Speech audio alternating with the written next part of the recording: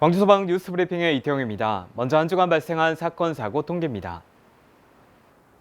지난주 광주 지역에서 발생한 화재는 총 7건으로 3명이 부상을 입고 2,200만 원의 재산 피해가 발생했으며 72건의 구조 현장에서 56명을 구조하고 828명을 응급처치 후 병원으로 이송했습니다.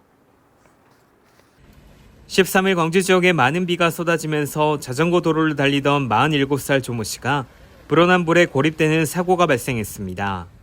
출동한 소방관들은 조 씨에게 구명조끼를 착용시킨 뒤 물 밖으로 무사히 구조했습니다.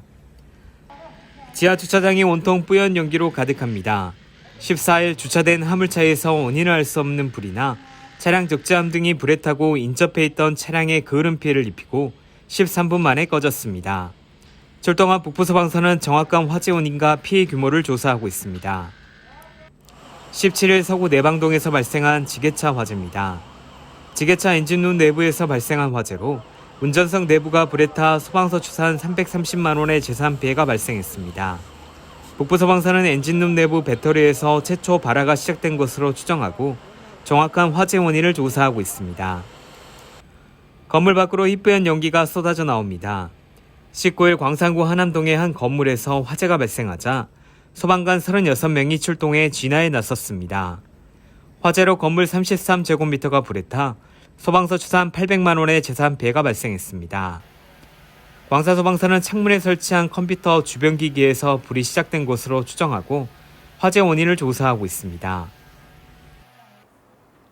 광주소방 소식입니다. 코로나19 전파를 막는 가장 효과적인 방법은 마스크 착용입니다.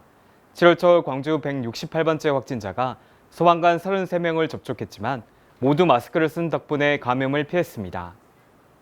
지난 13일 광주 168번째 확진 판정을 받은 60대 남성 A씨는 증상이 발현되기 전날인 6일부터 8일까지 소방차량 주행 보조장치인 어라운드 뷰 설치 협의를 위해 광주 지역 소방서와 안전센터를 잇따라 방문했습니다.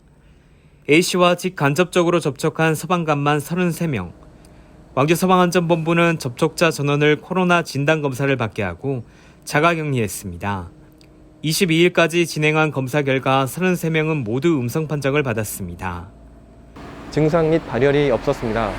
하지만 확진자 및 소방관 접촉자 모두가 마스크를 쓰고 있었기 때문에 감염 확산 방지에 기여할 수 있었던 것 같습니다. CCTV 확인 결과 방문 당시 체온 측정과 출입 명부를 작성하게 하고 이야기를 나누는 내내 마스크는 벗지 않았습니다. 마스크가 침방울을 차단함으로써 감염을 막는 역할을 톡톡히 한 겁니다. 평소 코로나 예방 수칙에 따라서 마스크 및 비닐 장갑을 착용하여서 코로나 감염 확산을 막을 수 있지 않았나 생각합니다. 이 밖에도 지난달 확진자와 일행 3명이 같은 차를 타고 1시간 동안 이동했지만 탑승 내내 모두 마스크를 착용한 덕분에 추가 확진자를 막을 수 있었습니다. 확진자 접촉 소식에 적지 않게 놀랐습니다.